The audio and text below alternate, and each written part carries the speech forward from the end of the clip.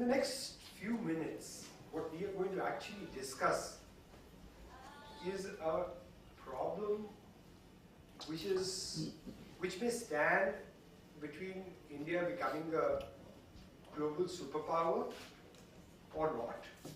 It may stand between something which affects not just a family, but a community or the country as such.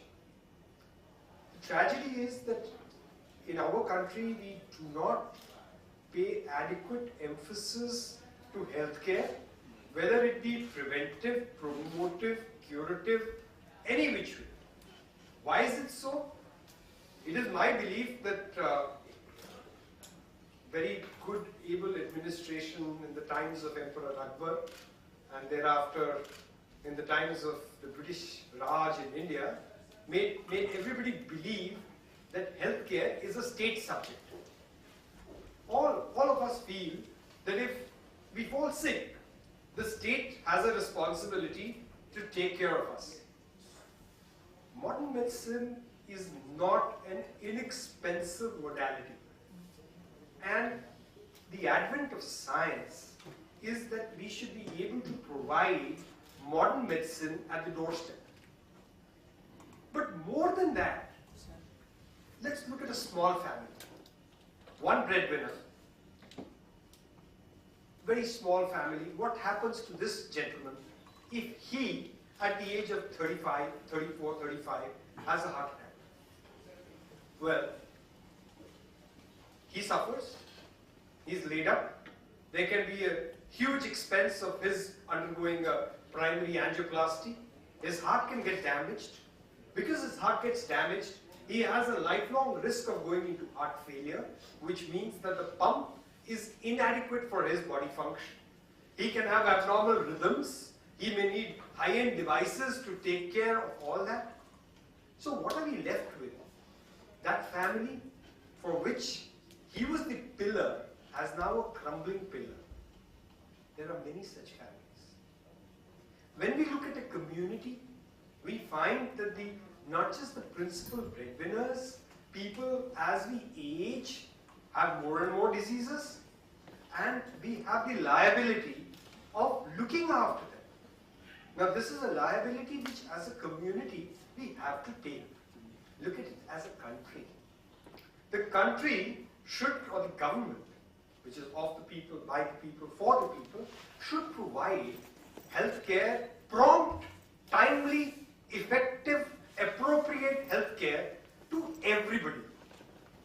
We are a vast country.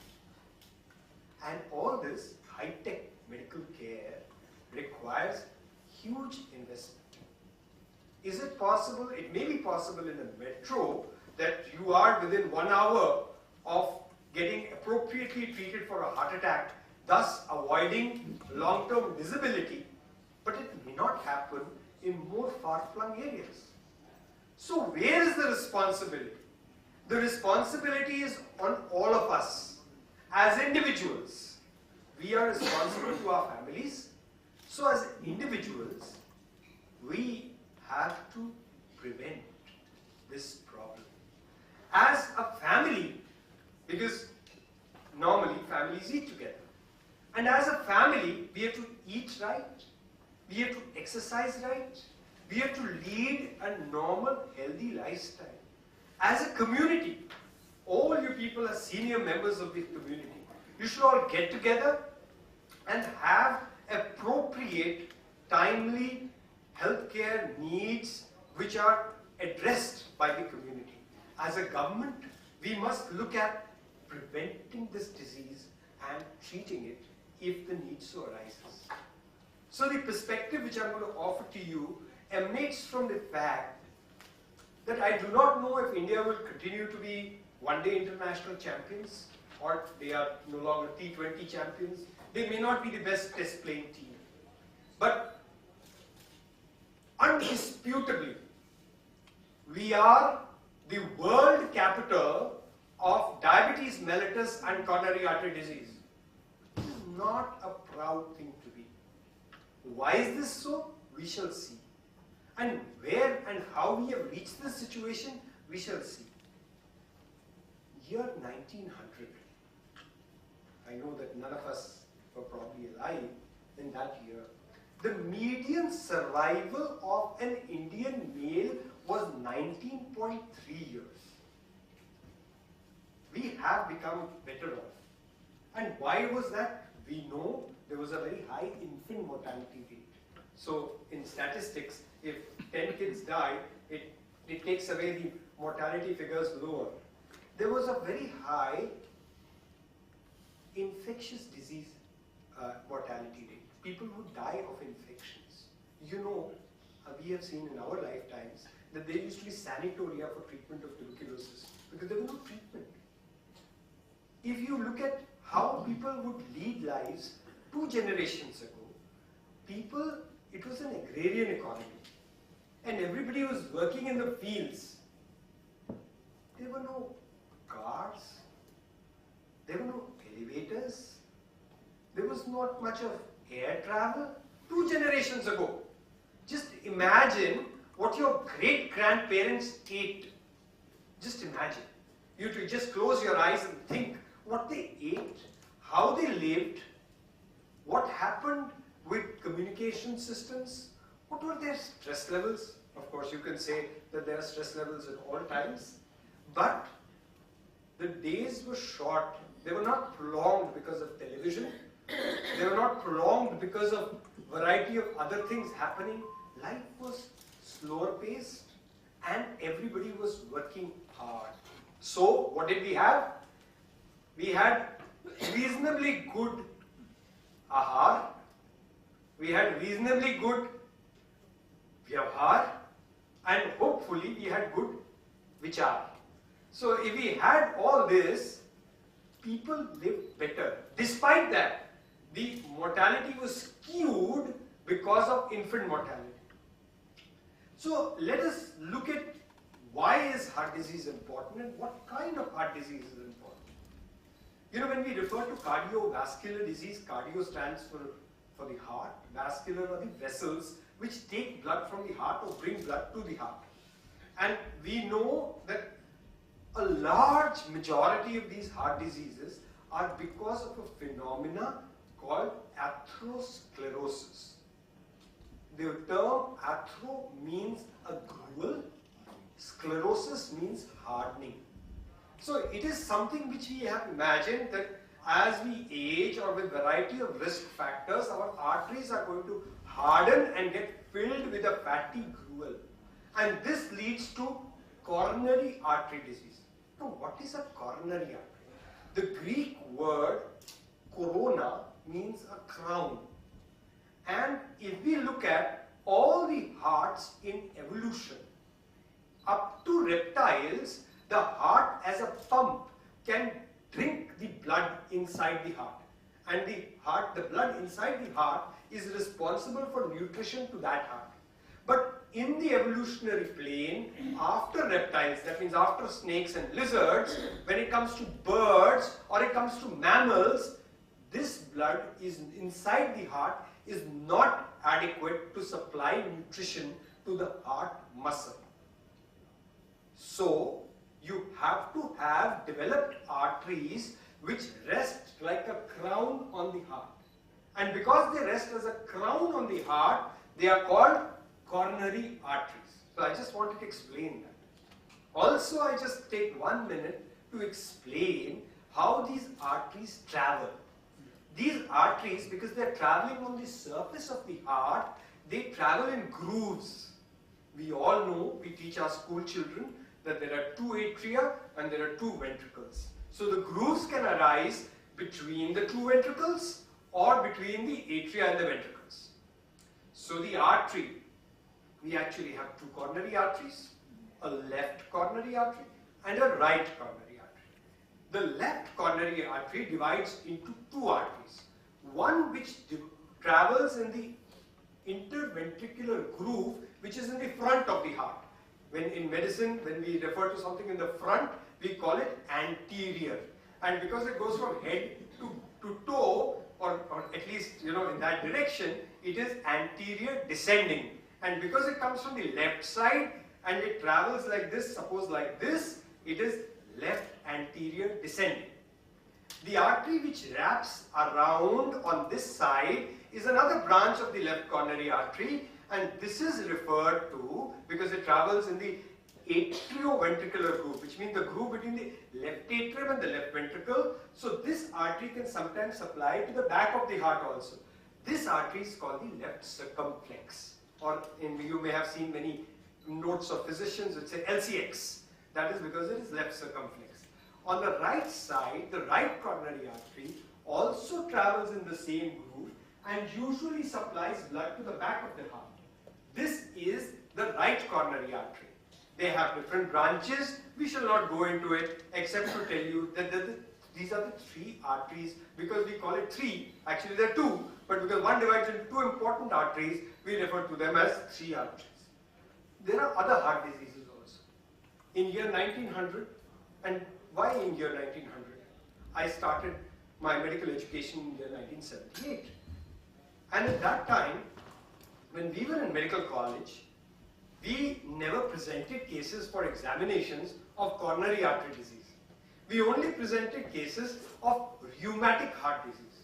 And rheumatic heart disease is a consequence of a sore throat, a streptococcal sore throat, wherein the immune response of the body licks the joint, and therefore you get some arthralgias and arthritis, which is fleeting and flitting in nature, but bites the heart valves.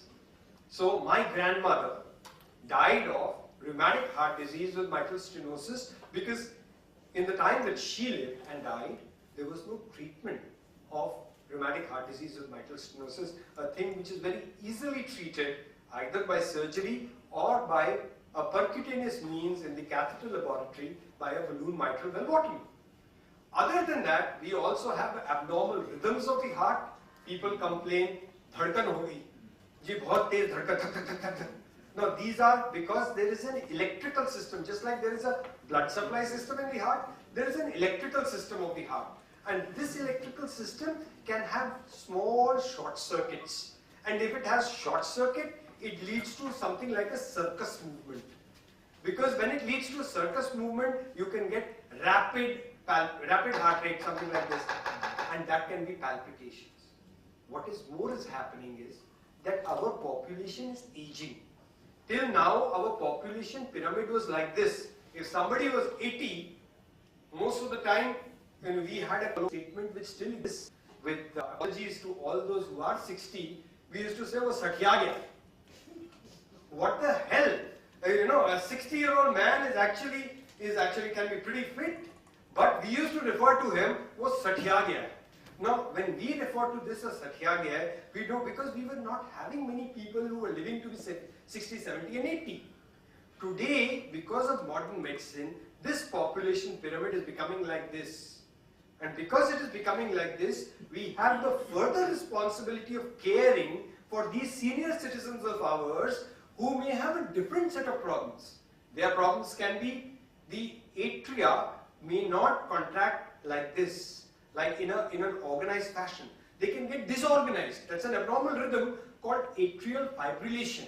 And that rhythm can also have a propensity for strokes. And you know how bad strokes can be. If somebody has a brain stroke, he can be an invalid and he can be such a problem to deal with. Also, with age, even some of our valves, we spoke about rheumatic heart disease, but now the aortic valve tends to get degenerate and gets calcified and stenosed. So this is some of the new problems that we are going to see more and more in times to come. But regardless of that, the point is that 90% of these diseases are amenable to lifestyle modifications. Let us look at the saga. By 2020, it is presumed that 25 million deaths from cardiovascular disease will happen. As it is now, coronary heart disease has surpassed all other forms of death. In fact, there are more people who die of cardiovascular disease than the next 4 causes of death, which include infections, which include road traffic accidents, which include cancers. Combining all 3 or 4 major causes of death, heart disease is more important. Why did this happen? What was this transition because of? There can be some social reasons, some demographic reasons, some economic reasons, and some epidemiological reasons. Let us see the epidemiological transition. Epidemiological transition means how we see how many diseases happen. Look at a few hundred years ago, you had the plague, you had the Great Bengal famine. So these were the age of pestilence and famine. People used to do sea travel, they used to suffer from diseases, vitamin deficiencies like beriberi. People who used to eat maize used to have diseases like pellagra. Today, we cannot even find patients to show this to our students. We cannot find, when we were undergraduates in pediatrics, the only thing we studied was how malnutrition affects. We handled that because there were marasmus and kwashiorkor. But then, over the next few hundred years, these pandemics receded. We still have pandemics. They're no longer bacterial. Now we have viral pandemics like swine flu. So these are viral pandemics which will happen. And then we have come to an age of man-made and degenerative diseases because of prolonged life. And this is the age of delayed degenerative diseases. So like I said, age of pestilence and famine because of infections, malnutrition, and that is what happened. People were undernourished. Then there were receding pandemics, there was a lack of food, wealth, there were still infections and malnutrition, there was high maternal and infant mortality. Then this was an epidemiological transition. We urbanized.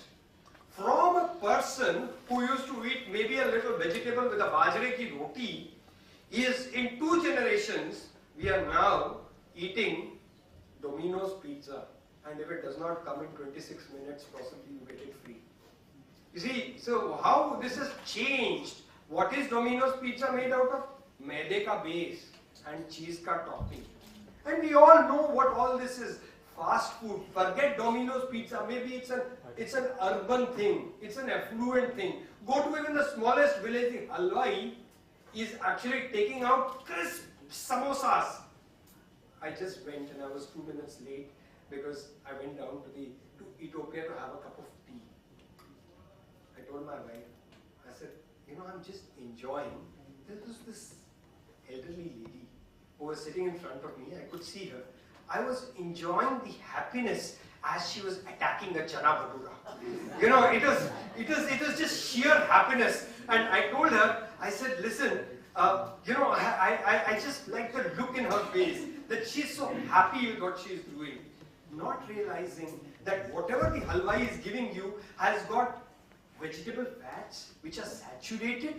Why? Because we were used to ghee, and to make it look like ghee, you hydrogenate these oils, they become excessively saturated, and then they have, because you refry, they have a lot of